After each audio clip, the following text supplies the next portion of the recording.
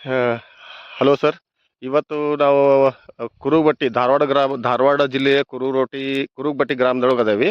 ಇಲ್ಲೇ ನಾವು ಒಂದು ಏನಪ್ಪಾ ಅಂದ್ರೆ ನಮ್ಮ ಸ್ಟಿಮ್ರಿ ಚೆನ್ನ ನಮ್ಮ ಪ್ರಗತಿಪರ ರೈತ ಆದಂಥ ಬಾಳಪ್ಪ ಮೇಟಿ ಅವರು, ಅವ್ರಿಗೆ ನಾವು ಕೊಟ್ಟಿದ್ವಿ. ಅವರು ಇವತ್ತು ಏನಪ್ಪಾ ಅಂದ್ರೆ ಅದನ್ನು ಬೇರೆದವ್ರಿಗೆ ರೆಫರ್ ಮಾಡಿದ್ರು. ಅದಕ್ಕೆ ಅವರು ಇದು ಸ್ಪ್ರೇ ಮಾಡ್ಯಾರ. ಅವರು ನಮ್ಮ ಇಲ್ಲೇ ಅದಾರ. ಅವ್ರ ಬಾಯಿಂದ ಕೇಳುನು ಏನೇನು ಮಾಡಿದ್ರು ಅಂತೇಳಿ.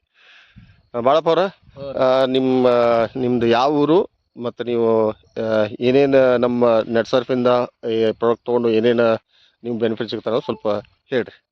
ನಾವು ತಿಂಬ್ರಿತ್ತು ಹೊಡೀರಿ ನಿಮ್ಗೆ ಚಲೋ ಬರ್ತೈತಿ ಇಳುವರಿ ಅಂತೇಳಿ ಕೊಟ್ಟಿವ್ರಿ.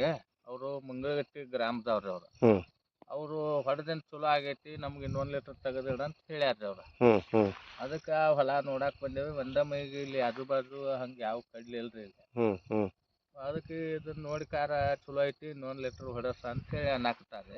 ಹ್ಞೂ ಅದಕ್ಕೆ ನಮ್ಗೆ ಇಳುವರಿನೂ ಚಲೋ ಅನ್ಸೈತಿ, ಗಿಡನೂ ಕಿತ್ಕೊಂಡು ಎಂದತಿ ಹ್ಞೂ ಅಂತ ಹೇಳ್ಯಾರ್ರಿ. ಅದಕ್ಕೆ ಇದನ್ನ ನೋಡಕ್ಕೆ ಬಂದಿದ್ದೀವಿ ರೀ.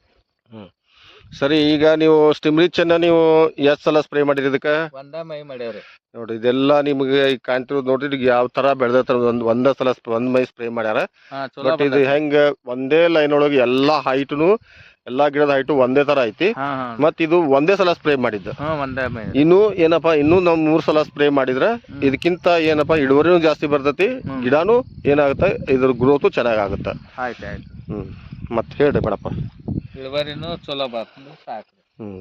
ಬರ್ತೈತ್ರಿ ಮೇಡಪ್ಪ. ಓಕೆ, ನಮಸ್ಕಾರ. ಹೋಗುಣ್ರಿ.